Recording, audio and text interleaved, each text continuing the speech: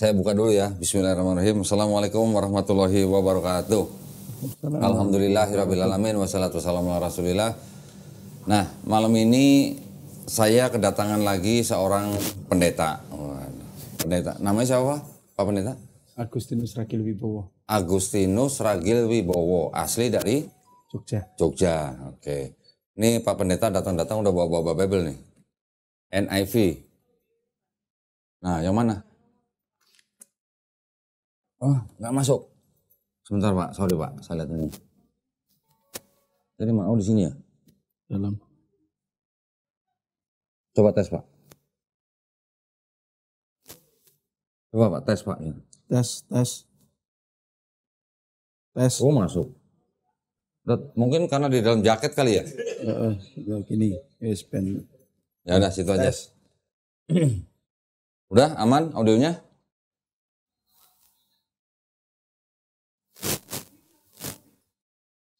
Kok gue gelap banget sih? Coba kamera udah?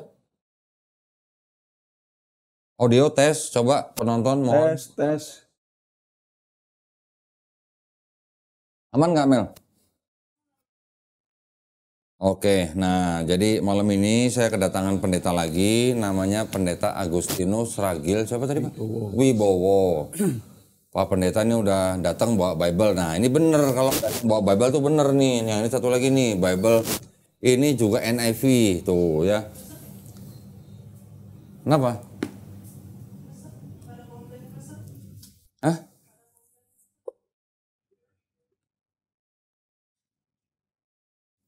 Audionya aman nggak? Nah ya, jadi yang benar begini, kalau pendeta datang harusnya bawa Bible gitu, jangan bawa HP aja gitu ya. Nah, Pak Pendeta Agustinus, nah ini ceritanya datang ke sini nih, kapan datang Pak dari Jogja Pak? Tadi pagi. Tadi pagi? Iya, Oke, rencananya mau berapa hari Pak di Jakarta? Besok siang kembali ke Jogja lagi. Besok siang? Iya. Jadi datang ke sini cuman mau menginjili Donditan gitu Pak ya? Biar masuk surga gitu Pak ya. Kemarin ada yang begitu Pak, datang sini mau menginjili Donditan biar masuk surga katanya. Nah ceritanya ini kita kasih judul ya malam hari ini, kalah debat pindah agama ya Pak ya. Boleh. Bener nggak Pak? Boleh. Bener. Salaman dulu Pak. Ya bener ya. Ini taruhannya agama nih berarti ini. Nah. Oke, nah ceritanya jadi ini Pak Pendeta Agustinus ini sudah berapa tahun Pak jadi pendeta Pak? Kalau jadi pendetanya sejak mahasiswa semester 7. Semester 7? Ya. Tahun berapa tuh Pak? Tahun 86. 80, saya belum lahir ya. Belum lahir. Nah, ini gimana jadi ini? Kalah debat, pindah agama nih ya. Pak Agustinus Ragil ini dulu juga sudah melakukan misi penginjilan Pak ya berarti ya. Nah sekarang kita nih mau debat atau Bapak mau cerita aja nih? Ada sedikit kisah.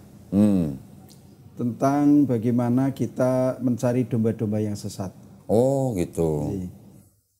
Jadi karena kebetulan waktu itu kami melakukan langkah kerjanya itu di wilayah pelosok, terluar dan terisolasi di daerah Gunung Kidul. Oh Gunung Kidul. Ya. Maka sarana yang paling pas adalah sesuai dengan alam. Jadi membagikan pancing. Pancing apa? Buat ikan? Pancing ikan? Dalam bentuk... Oh pancingan maksudnya? Pancingan. Oh, oke, saya pikir pancing kail gitu bukan? Oh. Dalam bentuk hewan peliharaan. Hewan? Iya. Oh. Ada ayam, ada kambing gitu. Jadi yang paling banyak mereka pilih adalah kambing karena harganya dijual juga lebih mahal daripada ayam. Tapi ayam juga kami berikan untuk penambahan gizi. Tapi paling efektif adalah kenapa kok seperti itu? Karena memang masyarakat situ pada waktu itu pembinaan agama Islamnya juga belum ada. Kurang. Jadi belum ada ustadz, kiai yang maulah ke kampung-kampung kemudian bersosialisasi dengan masyarakat yang kehidupannya seperti itu tuh masih kurang sekali. Ya. Sehingga kita masuk. Saya tanya, Bapak biasanya doa Bapak Ibu mohon sesuatu kepada Tuhannya itu berapa lama dikabulkan? Oh ya. Nah, gitu. Nah, kita kasih waktu pada mereka. Doa 1 minggu minta kambing kepada Tuhannya dengan sholat malam apa segala macam terserah lah. Oh dikasih waktu 1 minggu. Terus? Nah, setelah itu ternyata nggak dapat kan kambingnya. Ya. Sudah 1 minggu sholat, sudah malam-malam cari air kan Gunung Kidul waktu itu air susah. Masih cari air. Ya. Terus? Ternyata ayo doa sama kita aja nggak pakai air gitu kan. Oh, oke. Ajarin doanya, kemudian dikabulin 1 minggu kan kambingnya datang kan gitu. Yang datengin Bapak? Iya. Jadi Bapak mau istilahnya membuat mereka percaya bahwa kalau doa ke Tuhannya Pak Pendeta mereka dikabulin gitu. Pokoknya Tuhan yang kita sembah itu maha mengabulkan. Oh ini, nggak ada yang minta mobil waktu itu Pak? Nggak ada. Pendeta juga nggak bayar mobil. Oh pendeta juga nggak ada mobil. Terus? Minta kambing. Dikasih kambing? Kasih kambing. Oh ini. Nah kan efektif. Artinya 1 kambing bisa membawa 5 domba yang sesat. Jadi Bapak modal 1 kambing bisa dapat 5 domba yang sesat. Dari 1 keluarga 5 orang kan masuk semua itu. Ya, masuk gereja semua. Gitu. Oh gitu. Oh caranya gitu. Iya. Nih ya bocorin nih. Jangan yang susah-susah. Jangan yang susah-susah. Nyari kambing, nyari bahan itu jangan yang susah-susah. Ya kambing, ayam. Apalagi Pak? Modal usaha. Modal usaha berapa? Ya variatif. Ada yang minta modalnya itu cuma 150.000. Buat? Ada. Dulu itu banyak loh 150.000. Buat jualan apa Pak maksudnya? 150.000. Jualan kulaan gaplek. Oh gaplek. Ya. Terus? Gaplek, terus kayu bakar. Ya. Seperti itu. Oke, dikasih kambing, kasih ayam, kasih modal, usaha buat dagang gaplek. Ya. Itu mereka udah pindah agama tuh Pak? Iya. Berapa lama Pak Agustinus Kalau melakukan? yang tercepat itu 1 bulan. Apanya 1 bulan Pak? Yang tercepat. Pindahnya? Iya. Oh bukan, maksudnya berapa lama Pak Agustinus itu melakukan misi itu? 3 tahun. Oh 3 tahun. Sudah dapat berapa domba Pak? Lebih dari 1.000. Dengar sendiri ya. Dan kalau nggak percaya, saya cek ke lokasi sana. Serius ini. Dalam 3 bulan beliau dapat 1.000 orang Islam. 3 tahun. Sorry. 3 tahun. 3 tahun. Dapat 1.000 orang Islam lebih. Masuk Kristen. Ya lebih kurang. 3 tahun. Berarti 3 tahun 1.000. Berarti 1 tahun kira-kira 300-an. Ya itu paling cepat di Gunung Kidul, yang lainnya agak sulit-sulit itu. Oke. Ya. 3 tahun dapat 1.000 domba. Cilacap. Cilacapnya dari mana? Cilacap di Kawonganten. Oh Kawonganten. Jeruk Legi. Kampung gua soalnya. Kawonganten Jeruk Legi. Kawonganten Jeruk Legi. Okay. Terus Wangon di Wangon juga Pak?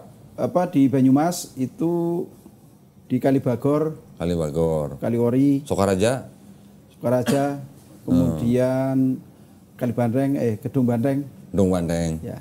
Oh alah. 3 tahun Pak ya. Satu tim berapa orang tuh Pak? Kami 11 orang. Wih banyak juga ya. Itu banyak. Sebelah nyebar. Iya. Jadi ada tim cari informasi. Oke. Dari situ itu masyarakatnya berapa orang, taraf kehidupannya seperti apa, kemudian aktivitas hariannya apa saja. Nah itu 2 orang. Oke. Kemudian yang tim yang kedua itu mencari informasi tentang pendidikan. Karena dari pendidikan itu, dari nalar ya, nalar mereka itu kita tahu sejauh mana mereka akan menyerap apa yang kita sampaikan. Ya. Kemudian yang ketiga adalah fanatisme terhadap agamanya. Fanatismenya. Nah, itu Bapak punya tim, ada yang bagian ini cari informasi dan segala macam, nanti ada bagian yang beli kambing gitu Pak ya? Ada yang bagian beli kambing. Nanti ada bagian yang nganterin kambing gitu ya? Iya, jadi kan misalnya ini satu kampung kayak kemarin itu kan di Panggang, satu desa itu butuh 500 ekor kambing. Waduh, jadi belinya ada ini? Pengadaannya. Belinya borongan? Cari ke kampung-kampung. Waduh. Di wilayah situ juga. Wilayah Gunung Kidul juga. Oh, jadi beli kambing di situ buat kasih orang situ juga? Jadi wilayah Gunung Kidul belinya. Terus kasih tahu juga itu kan dakwah. Untuk tuku kambing gue ngapa toh? Harus dikasih kono kae gitu. Mau dikasih ke sana. Kenapa? Karena mereka memang butuh. Siapa yang butuh boleh minta sama saya kan gitu orangnya itu. Tapi suruh doa dulu gitu. Terus nggih napa nggih. Ngobrol-ngobrol. Terus mana kayak berita yang bagi-bagi kambing kan gitu. Oke. Jadi marketing kayak MLM lah gitu. Jadi mereka suruh berdoa minta ke Tuhan Yesus gitu ya. Tuhan Yesus. Terus dapat kambing. Oh, gitu caranya. Dengar sendiri ya. Enak tuh. Enak tau kan? Belit-belit. Ya. Belit-belit. Masuk surga. Jalannya ini lagi ya. Jadi nggak usah bilang masuk surga dulu baru belajar gitu ya. Penalarannya kan repot. Kalau bilang masuk surga dulu baru belajar, orang nolak. Iya, tapi kalau doa sama Tuhan Yesus besok dapat kambing, beneran dapat kambing. Iya, Oke. Nah, itu jadi efektif Pak ya? Efektif. Buat nyari domba gitu Pak ya? Pinter juga ya. Tuker kambing dengan domba. Ya, jadi buat para pemirsa ini pelajaran. Ini mantan pelaku berarti ya. Ya. Jadi sebenarnya kalau tadi saya sebutin pendeta, jangan dikirain malam ini kita mau berdebat, justru kita mau dengerin ceritanya pendeta ini nih mantan nih. 3 tahun dapat 1.000 orang Islam masuk Kristen. Nah, tapi gini Pak pertanyaannya. Bapak misalnya di daerah sini dapat sekian ratus orang misalnya. Terus dimasukin gereja mana? Kami interdenominasi. Jadi di mana itu ada gereja ya kita limpahkan ke gereja setempat. Setorin aja? Ya. Waktu Bapak setor ke gereja itu Bapak cuma nyerahin aja atau ada imbalan? Kan memang ada balancing ya. Iya, balancing. Ya. Take and give. Tapi enggak semata-mata ini bayar. Kirain kayak zaman dulu gitu. Kan zaman dulu kalau di zaman cowboy ada pengumuman wanted 1 orang sekian $1,000 atau $900. Bawa 1 orang dibayar gitu enggak? Enggak. Jadi Bapak dibayarnya? Karena kami sponsornya adalah Bethesda. Bethesda rumah sakit? Bethesda itu kan juga rumah sakit milik Gereja Kristen Jawa. Iya. Sehingga ya ada keterkaitannya di situ dan ada keterlibatannya. Sehingga kita tidak ada barter. Oh, jadi rumah sakit mengeluarkan dana untuk penginjilan? CSR. Oh, CSR.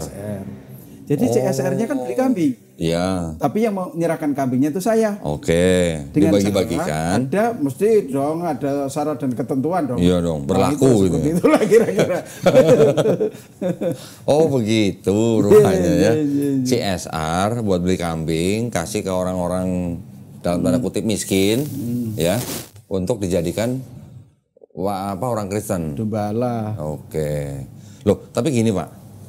Kan kalau di Kristen kan Bapak kan selain cari jemaat baru, tapi kan ada yang diharapkan dari perpuluhannya gitu kan?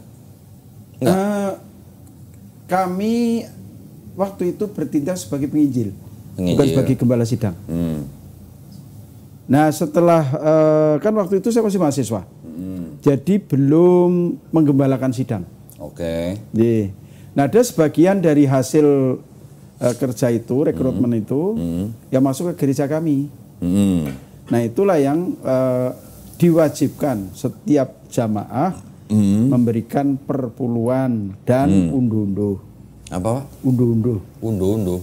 Apa itu Pak? Unduh-unduh itu ya kalau persembahan. panen gitu. Oh, ini buah sulung. Iya. Gitu. Bukan buah sulung Pak ya? Bukan. Undu-undu itu apa, persembahan kasih ya? Dia ngasih. Kalau buah sulung hasil satu panen satu sawah dia kerjain semua habis dong ntar ya. Jadi Bapak maksudnya gini, ketika dapat orang Islam terus kemudian dimasukkan ke dalam gereja, disetorkan ke gereja mana gitu kali ya. Itu Bapak nggak dibayar sama gereja itu? Nggak dibayar. Karena memang tugas kami waktu itu cuma rekrutmen. Oh, rekrutmen domba maksudnya Pak? Mencari domba-domba yang hilang, ditukar dengan kambing. Ditukar dengan kambing. Mudah toh, tukar dengan ayam gitu. Oke. Jadi gereja hanya menerima jemaat baru. Ya, yang menikmati perpuluhannya berarti gereja itu? Nggak ada. Oh, nggak ada perpuluhan? Nggak ada. Jadi Bapak, mungkin gerejanya sana dapat, kita nggak tahu. Iya, maksudnya yang menikmati perpuluhan itu gereja, bukan tim Bapak. Bukan.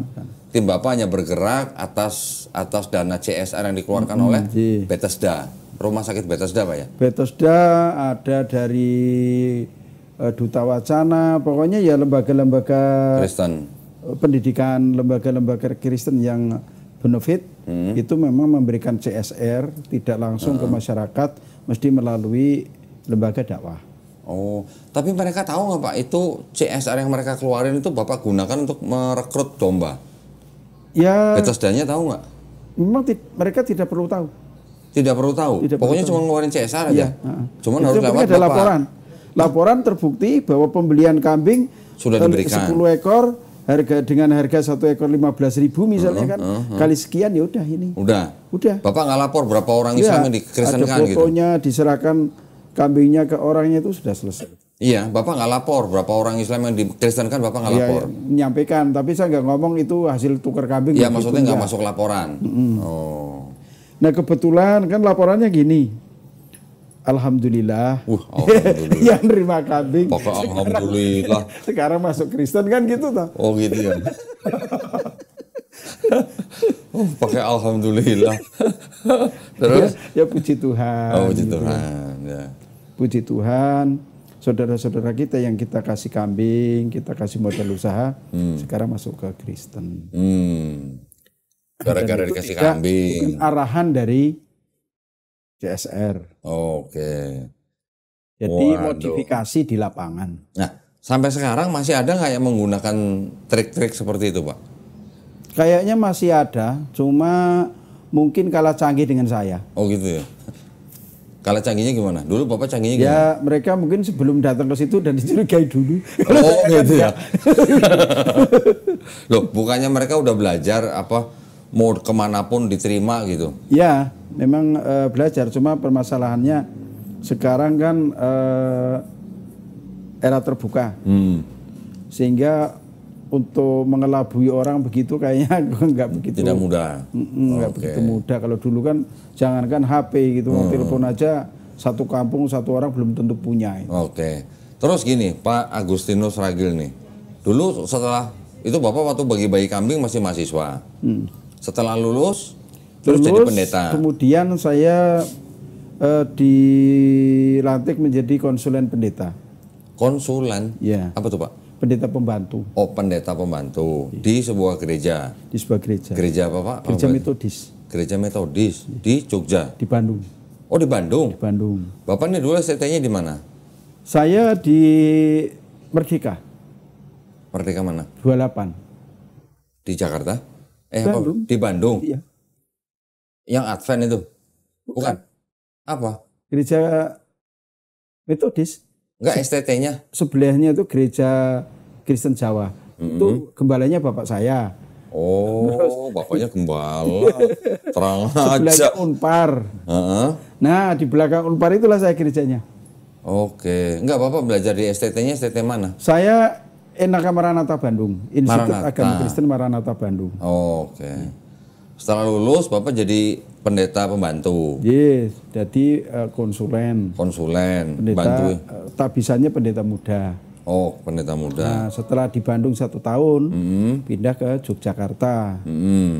Karena memang mengembangkan visi. Kembali ke Yogyakarta dalam bentuk merekrut domba-domba yang dulu sudah di apa? Sudah dibagi-bagi itu.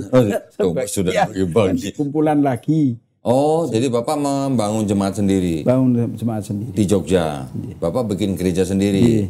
Jadi gereja apa Pak? Waktu itu, Gereja Pak? Presbyterian Internasional di Indonesia. Oh, Presbyterian. GPPII. Pusatnya di Korea Selatan.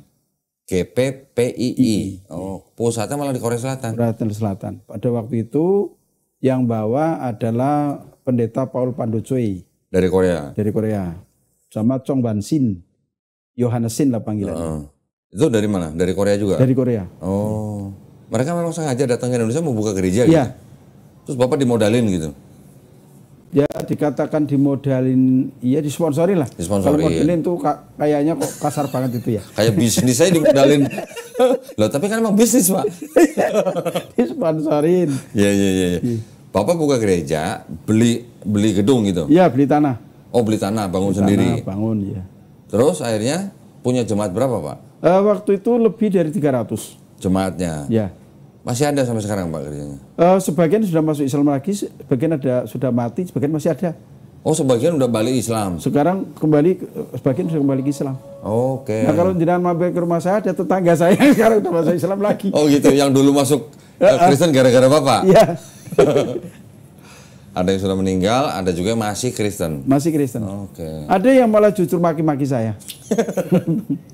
Terus waktu maki-maki gimana, Pak? Kan saya datang ke rumahnya. Udah sepuh, yuk kita sama-sama sholat gitu. Cangkem melet. Biar ngejak nang gereja lagi ngejak sholat. Dimaki-maki? Iya. Enggak diludahin, Pak? Enggak, di cangkem melet. Tapi udah masuk Islam lagi orang itu? Belum. Masih Kristen? Tidak mau. Oke, tapi udah sepuh? Udah sepuh. Ada yang datang sukarela mengatakan saya sekarang ikut jenengan lagi gitu. Oh, masuk Islam? Masuk Islam. Nah, sekarang saya pengen tahu, Pak. Bapak menggembalakan gereja itu berapa tahun? 5 tahun. 5 tahun. Setelah itu? Setelah itu debat dengan Pak Haji Jalal Muhsin. Jalal Muhsin. Ya, waktu itu kan kami kembali ke Gunung Kidul lagi untuk mencari domba yang sesat lagi. Ya. Di sana ketemu dengan Pak Jalal Muhsin ini punya lembaga namanya Korp Dakwah Pedesaan. Korp Dakwah Pedesaan. Oh. Nah, terus tidak lama Pak Jalal kirim surat ke saya. Terima kasih pendeta, binaan ekonominya, sholatnya tak bina dewe gitu. Oh gitu. Nah, suratnya itu masih ada sekarang. Tak simpen itu. Sama Bapak sama masih disimpan? Itulah itu jimat itu. Jimat. Loh, jadi ceritanya bagaimana Bapak bisa kenal dengan Pak Jalal Muhsin itu? Ya karena di lapangan antara tim kami dengan tim Pak Jalal ketemu. Bersaing? Bentrok? Enggak sih, ya cuma ya kami diancam-ancam gitu loh. Oh, terus akhirnya bisa terjadi debat itu gimana dan nah, gimana? Waktu itu Pak Jalal, saya nyari beliau. Saya bilang Jalal itu masih muda apa masih sudah tua sebenarnya. Kalau masih muda dijak gelut wae. Oh. Gitu. Terus? Ternyata udah tua. Oh. Nah, saya 28 tahun, beliau itu 60 tahun pensiunan. Oke. Walah, ini kan nggak imbang Nggak ini. imbang. Terus? Nah, saya dan keluarga kami itu dengan orang yang lebih sepuh itu sangat menghormati. Ya.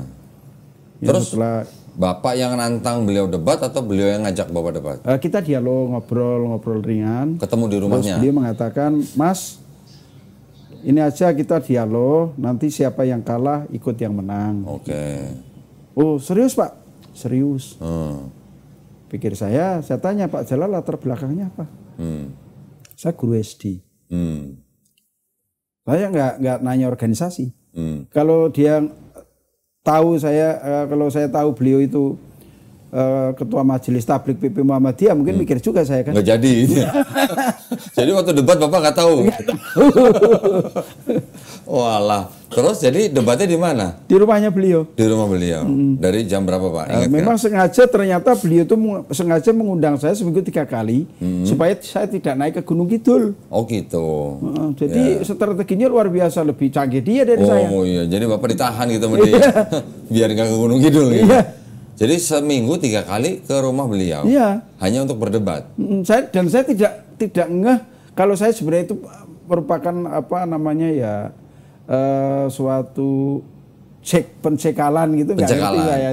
Yang Bapak pikirin mungkin Bapak mau nginjilin dia ya? Menang, gitu. Oke. Nah terus Bapak jadi berapa kali debat sama dia? 3 bulan pertama, kemudian 6 bulan. Hah? Selama 6 bulan? Iya. Berdebat? Iya. Karena 3 bulan pertama tidak menghasilkan apa-apa. Jadi debatnya seminggu berapa kali? 3 kali. Seminggu 3 kali, debatnya selama 6 bulan. Buset, berapa kali pertemuan itu? Banyak banget. Enggak, itu Bapak sebenarnya sama Pak Jalal Husain itu berarti berdebat atau kursus, Pak? Seminggu 3 kali sampai 6 bulan? Iya. Terus yang diomongin apa aja jadi, Pak? Awal dari Trinitas sampai kepada Bible. Tentang kemurnian Bible dan sebagainya. Kemudian kalimat Bible yang ada di dalamnya. Saya lihat dari Pak Jalal itu luar biasa. Menyerap apa yang disampaikan oleh lawan. Waktu saya menanyakan tentang Al-Maidah ayat 10 10-11 itu langsung dia counter dengan wah itu Injil sampean yang sekian-sekian gitu. Oh, langsung disebutin. Artinya beliau itu kan menguasai keduanya. Menguasai materi gitu. Berarti beliau kristolog, Pak? Beliau kristolog otodidak. Otodidak. Dan saya baru tahu itu. Oh iya. Setelah kalah. Taunya setelah kalah. Tadinya nggak tahu saya. Oke. Terus jadi Bapak kalahnya di mana? Sebenarnya saya nggak kalah. Oh masih nggak ngaku juga. Tadi udah bilang kalah, sekarang sebenarnya saya nggak kalah. Nggak, tapi ngalah karena beliau ngalah. udah sepuh. Saya masih muda kan nggak enak toh kalau ngomong. Iya. Jadi walaupun Pak Jalal kalau ngalah mawon. Oh gitu ya. Iya. Ingat nggak Pak? Yang Bapak sebut kalah itu poinnya apa? Lagi ngomongin apa? Saya waktu itu sedang menulis tesis.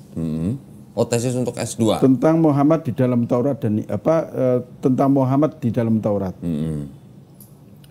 Jadi penelusuran tesis ini ternyata saya ditolak oleh 3 pembimbing. Jadi artinya saya gagal.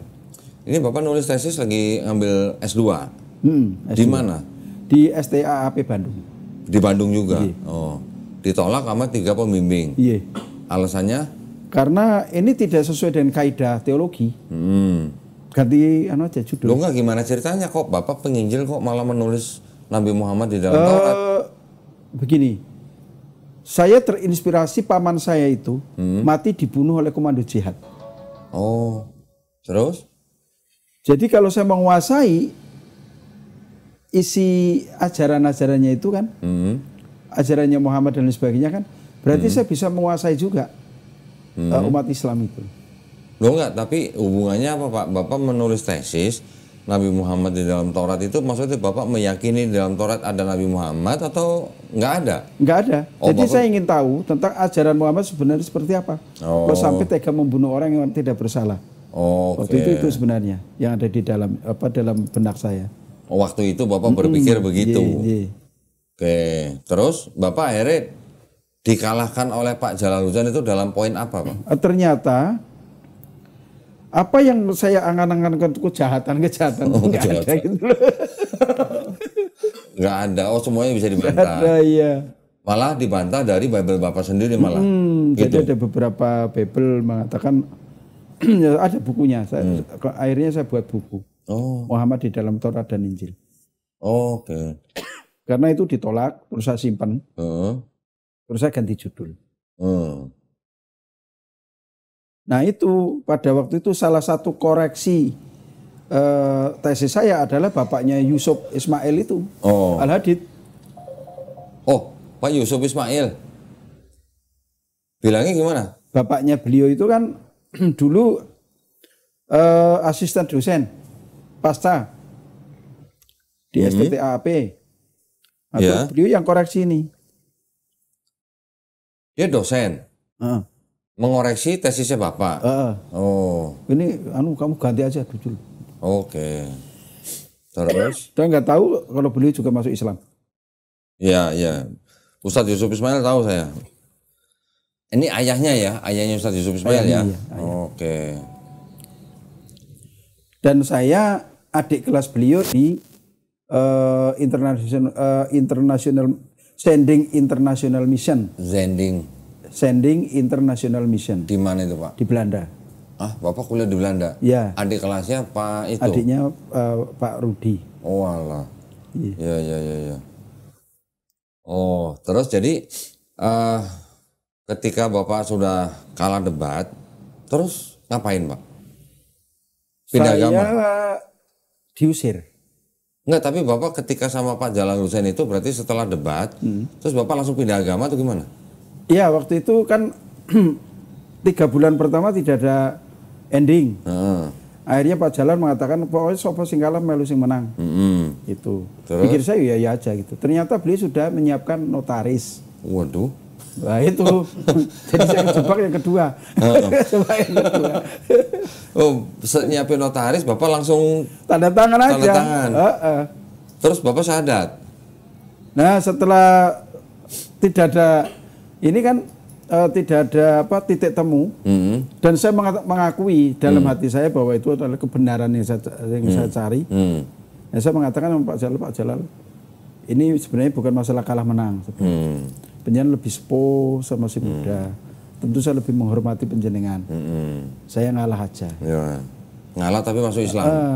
Terus beliau mengatakan, tapi bingile tanda tangan notaris gimana? Gitu. Ya sudah nggak apa-apa masalah. Dan saya pada waktu itu tidak pernah berpikir nasibnya akan jelek gitu setelah masuk Islam gitu loh. Jadi udahlah tanda tangan. Kemudian saya disahadat di kantor urusan agama Mantri Jeron pada waktu itu, kota Yogyakarta. Disaksikan oleh KUA dan teman-teman yang lain. Saya pulang. Waktu itu November. Jadi November sampai Desember sampai awal Januari, saya tuh masih khotbah di gereja. Walah. Terus? Ya. Dan saya udah syahadat masih khotbah. Lah karena jadwalnya masih ada. Enteknya jadwal itu. Enggak, maksudnya sayang amplopnya nggak diambil. Nah, waktu itu justru saya memimpin kebaktian Natal di Jongji. Korea Selatan di gereja atap langit itu. Ya di mana, Pak? Di Jongji. Jongji itu di mana? Di pulau Jongji. Di Korea. Korea Selatan. Oh, oke. Terus mimpin kebaktian Natal. Iya. Dalam bahasa Korea, Pak? Enggak. Oh, enggak, kirain. Bahasa saya. Bahasa saya. Tapi di Korea itu samaannya orang Korea. Oke. Itu masih. Istri saya masih ikut waktu itu. Jadi istri itu nggak tahu kalau saya udah masuk Islam sebenarnya. Oh gitu? Belum tahu.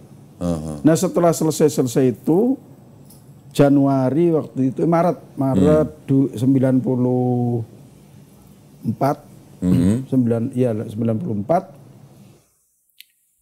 saya mengatakan pada istri saya bahwa saya sudah masuk Islam. Kaget dong Pak istri Bapak. Istri saya kan marah. Histeris Pak? Marah betul. Marah tapi dia enggak langsung dia berangkat ke Bandung. Dari Jogja. Cari tiket Bandung, lapor sama bapak ibu saya itu. Saya diundang. Oke. Saya diundang, saya sampai Bandung. Kakak saya yang barep itu kan tentara. Maijen. Yang itu nembak bapak itu ya? Ya, yang ngasih waktu saya dilatih pendeta ngasih jas sampai sekarang masih jasnya. Jasnya kancingnya itu logo TNI AD. Oh. Itu masih sampai sekarang masih saya pakai. Walaupun sudah robek-robek. Terus? Di sidang tadi keluarga itu. Nah kakak saya yang barep itu bilang, batas saya dengan kamu itu pagar rumah itu dul ke sana. Artinya saya kan diusir. Udahlah pergi aja itu, diusir itu. Terus? Nah saya nggak tahu setelah sampai di rumah mau ke bank, ke ATM, ternyata diblokir semua. Piye to iki aku ora iso cukup duit, sedang uang yang ada di saku saya tinggal 15.000. Terus? Nah kan, waduh aku balik nang Jogja piye gitu kan. Tapi waktu itu bis Mandala itu cuma 4.500 dari Bandung sampai Jogja. Saya kan masih punya uang sisa sedikit itu.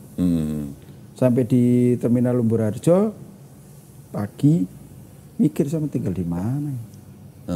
Nah, terus saya ke rumah Pak Jalal itu. Pak Jalal saya cerita, ya pun sini aja. Banyak teman kok itu. Itu mahasiswa PKL dari UIN itu ada di situ. Iya. Oh, tapi Bapak sama istri berarti udah pisah? Ya, mulai saat itu udah pisah. Oke. Udah pisah. Anak ada Pak? Ada 2. Ikut istri semua? Atau ikut Bapak? Ikut istri. Ikut istri. Jadi bujangan lagi dong? Ya itulah, ada itu sih teman-teman bilang, golek liyane wae Mas. Terus dicariin beneran? Enggak. Oh belum? Nah saya berangkat ke Sumatera waktu itu. Oh iya. Karena memang tidak kondusif. Tidak kondusif, sehingga saya berangkat ke Sumatera selama 6 tahun. Sumatera. Kita kan dulu pernah Pak ya, Bapak pernah cerita kan? Iya. Yang dulu Bapak bilang ke Sumatera dan segala macam. Mungkin itu nggak usah diceritain ulang Pak. Iya. Ya. Tapi berarti sekarang Bapak ini menjadi apa sekarang? Nah begini, kami sekarang dengan tim dan teman-teman yang lain itu menelusuri kayak jejak langkah dulu. Gitu, sehingga kembali ke kampung-kampung, pelosok dan sebagainya, yang sampai hari ini pun belum banyak perubahan. Bahkan untuk menghadapi Idul Adha ini, belum satu pun dari warga masyarakat itu yang mendaftarkan diri ingin korban. Oke. Kan berarti perlu dikorbani. Perlu dikorbanì. Iya, perlu dikorbanì. Kita perlu berkorban maksudnya. Iya. Perlu dikorbani. Perlu diberi hewan kurban maksudnya. Kira-kira itu. Kan karena mereka belum mampu lah secara ekonomi untuk punya kambing satu terus dikorbankan. Itu sehingga kita menuntut kepedulian teman-teman muslim ini seperti apa itu. Sekarang. Kalau dulu saya nuker satu kambing dapat 5 domba. Nah, harusnya sekarang teman-teman muslim itu mengirimkan domba ke sana supaya dombanya nggak hilang. Iya. Nggak ditukar lagi sama orang gitu. Jadi biar dikorbankan. Gitu. Nggak, maksud saya sekarang Pak Ragil itu bergabung dengan organisasi apa gitu atau bekerja sebagai apa kami sekarang? ada sih kadang bantu ya, bantu di Arimatea, kemudian ada juga di beberapa lembaga. Dan kami gerak sendiri sebenarnya. Karena kalau organisasi-organisasi itu kan sebenarnya masyarakat tidak paham. Sehingga kadang kalau datang ke kampung kemudian sudah membawa atas nama organisasi, justru malah dicurigai lebih dulu. Jadi motivasi apa? Karena begitu banyaknya orang pinter, sehingga banyak orang juga yang mengelabui orang lain. Gitu. Sehingga saya ke sana ya atas nama pribadi dengan teman-teman tim ya peduli dakwah kayak Ustadz Yaya Hidayat, kemudian Ustadz Sigit, ada dari Ngaji Cerdas yang sering mendukung Ngaji Cerdas yang itu lagi nyari domba itu Pak ya? Ya, cari domba itu. Nyari domba. Nyari domba buat dikorbanin maksudnya. Bukan buat dimasukin gereja, bukan. Supaya dombanya itu nggak hilang gitu. Iya, dombanya nggak sesat. Dipotongin domba supaya dombanya nggak lari gitu. Ya. Nah, berarti kita boleh tahu tuh Pak, programnya seperti apa tuh? Ya. Lu ada program nggak, Sep? Ada, siap. Nah, sini coba. Coba. Ada program seperti apa nih?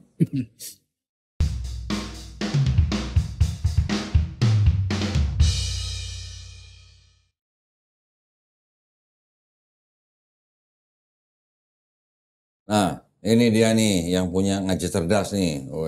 Agak sini dikit. Sini dikit. Nah, jangan nutupin kamera gua dong. Blocking. Itu blocking.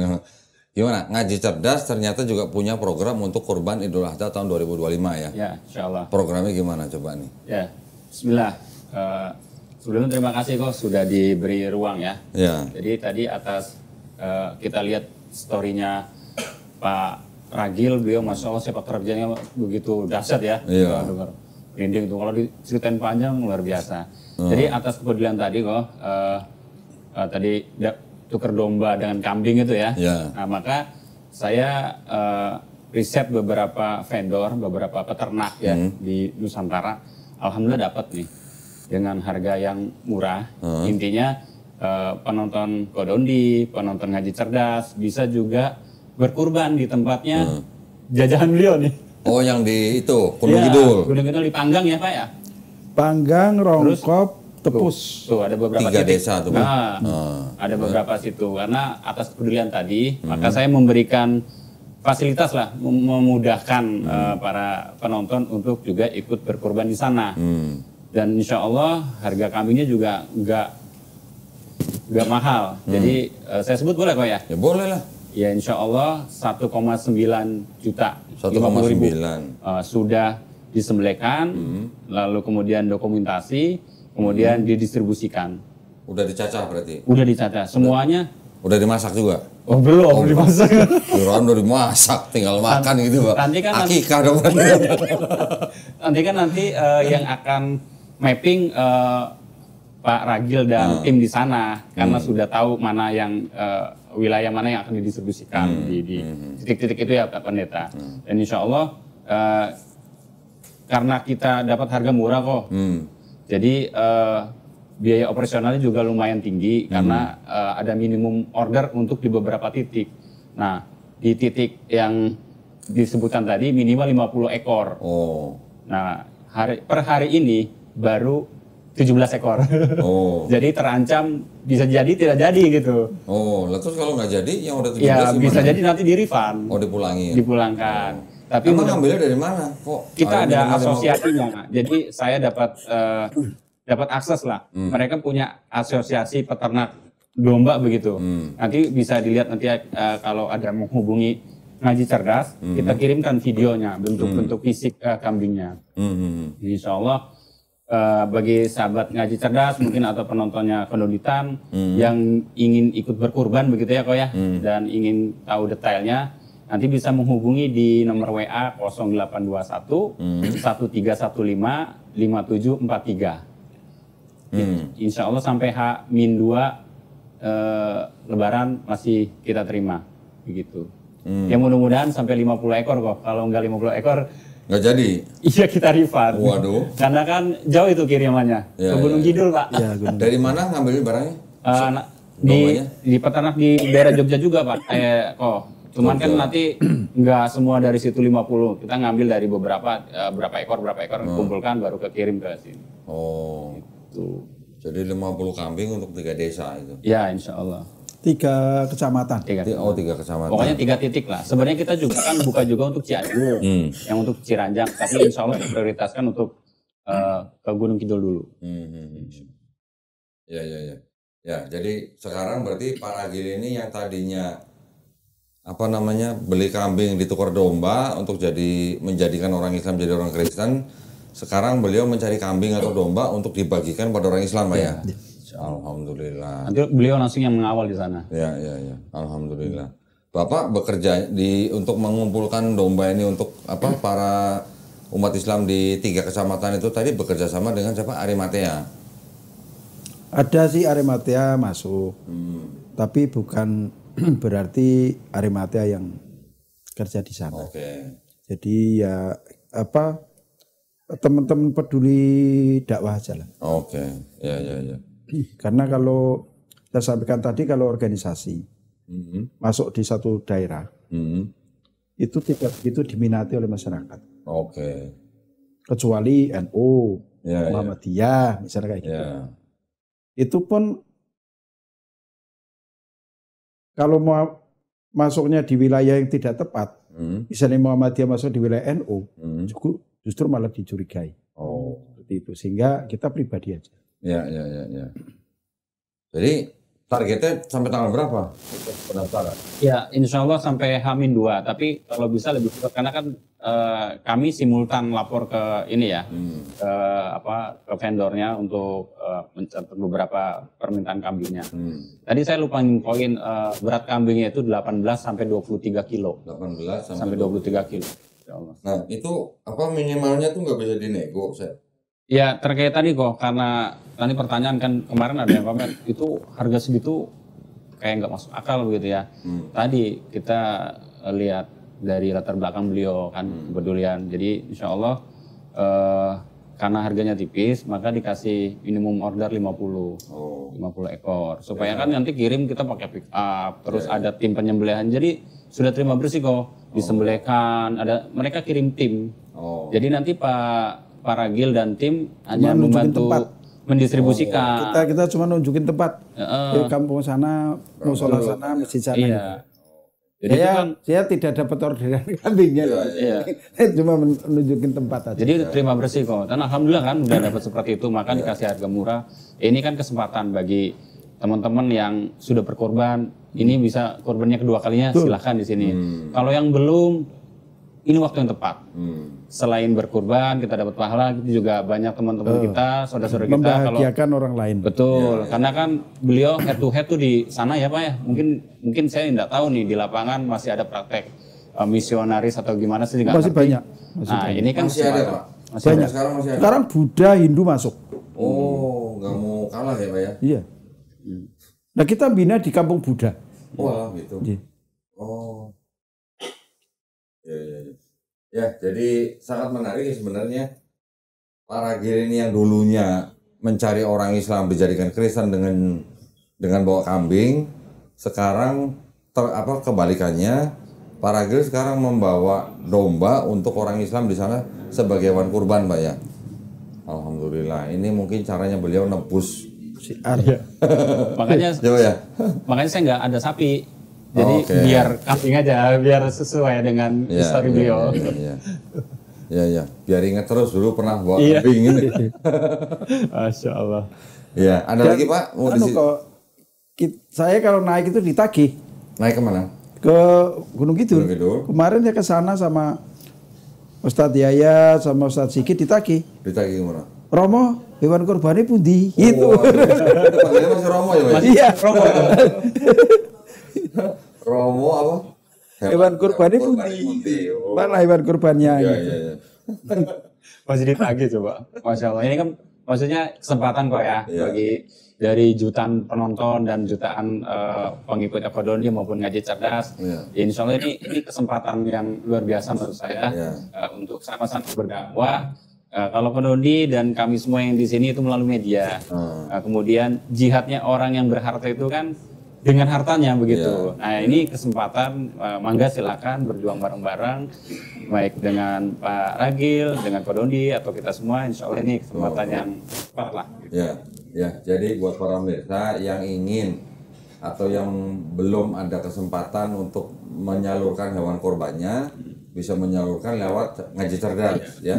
Nomor rekeningnya? Nomor handphone aja. Nomor handphone. Nomor handphone 0821 1315 5743. Kenapa nomor handphone dulu nggak langsung nomor rekening? Karena kita butuh nama Sohibul Kurban. Nanti buat kan dicatat dulu ya. Buat dicatat siapa namanya begitu ya, atas nama siapa. Kadang ada gini kok.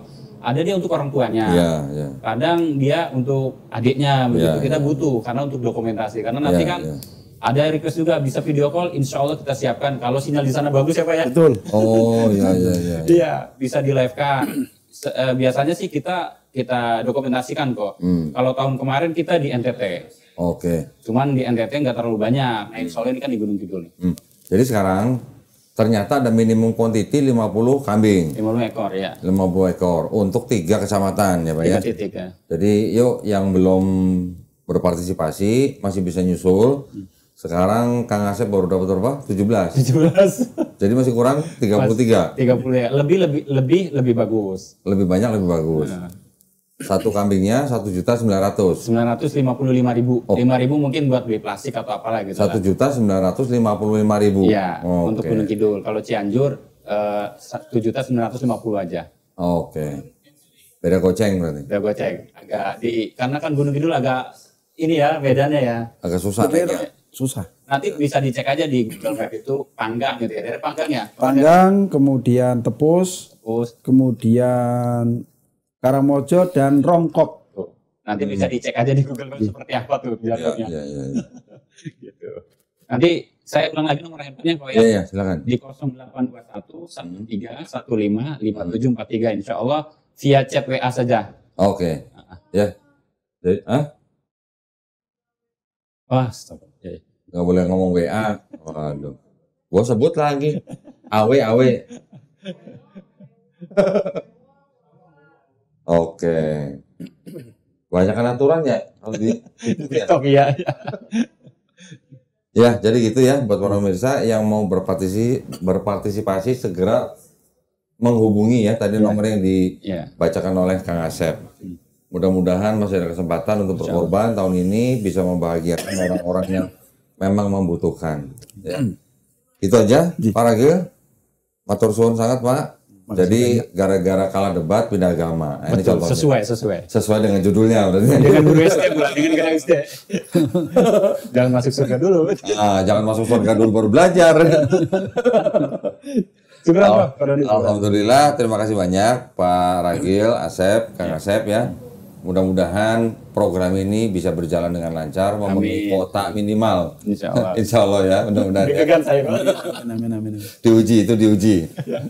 Ya, barakallahu fikum. Kalau gitu buat para pemirsa juga yang ingin membantu perjuangan dakwah kami juga bisa mengirimkan ke nomor rekening di Bank Muamalat 30 300 atas nama Yayasan Garda Mualaf Indonesia. Dan bisa konfirmasi ke nomor handphone 0813 9883 7007. Barakallahu fikum, semoga partisipasi para pemirsa diterima di sisi Allah SWT sebagai amal jariah ya. Amin ya rabbal alamin. Baik, kalau gitu kita pamit undur diri ya. Kita jumpa lagi di konten-konten selanjutnya. Wabillahi taufiq wal hidayah. Wassalamualaikum warahmatullahi wabarakatuh. Waalaikumsalam. Terima kasih banyak ya Pak Ragil. Udah bawa Bible. Enggak tahu cuma